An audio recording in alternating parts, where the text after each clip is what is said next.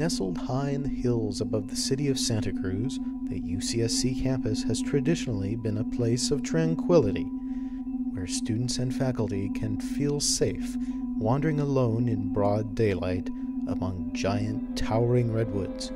But recently, the university experienced a tragedy that has left many here shaken, upset, and frightened.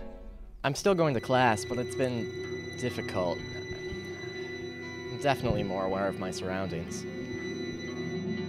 This past quarter, I've really just been taking the shuttle everywhere. I mean, I'm really just don't want to walk, and I mean, I really just don't want to die either. I can never look at the school mascot in the same way again. I get nightmares. What happened here on the 1st of April, 2007, shocked and bewildered the entire community. UCSC junior Stephen Trampowitz was walking along this trail alone at about 4:30 in the evening when he became the first student ever killed by a banana slug. But this was no ordinary banana slug.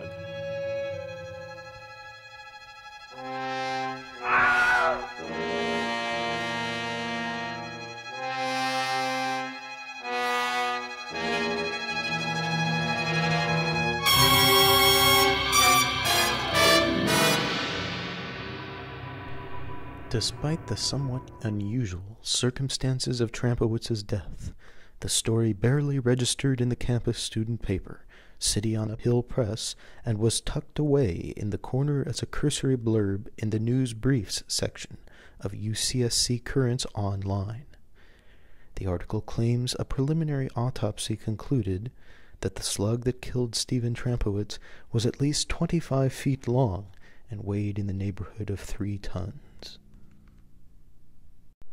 The Independent Truth Investigation Group spoke with Trampowitz's former biology teacher, Mr. Gordon, to try to understand why this particular slug targeted Stephen. Could you state and spell your name for the full record, please? Am I under oath? No, please continue. Dr. Paul Gordon, Paulgordon.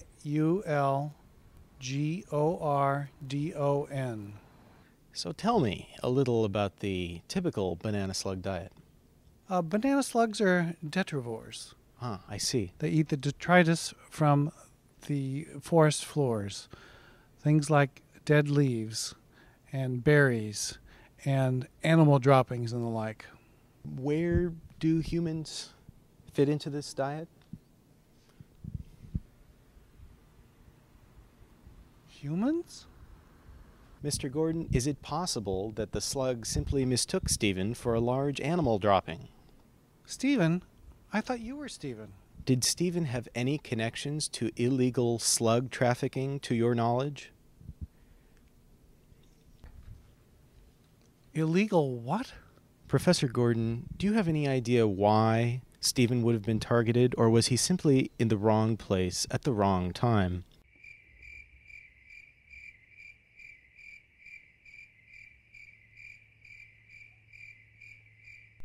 Needing straight answers, I spoke with Sergeant Elwood of campus law enforcement.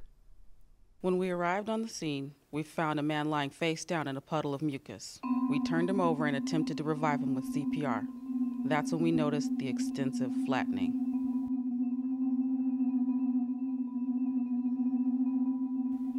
A coroner's report later determined that this individual sustained extensive internal injuries.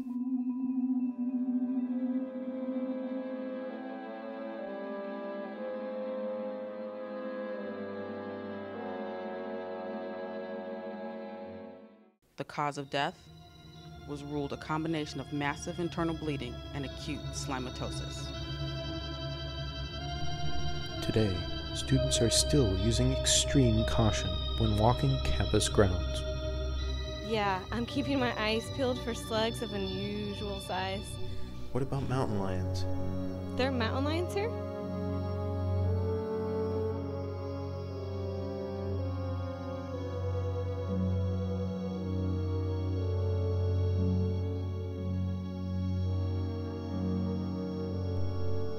Now that a banana slug-related death has occurred on campus, what will become of the formerly innocent school mascot?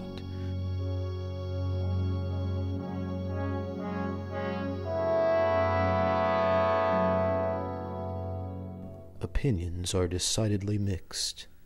I think it should be retired. Well, I think they should keep it, but kind of afraid to leave my dorm, you know? They should replace it with a mongoose or a lion or a snake, something less menacing, you know? Should the school mascot, the banana slug, be replaced?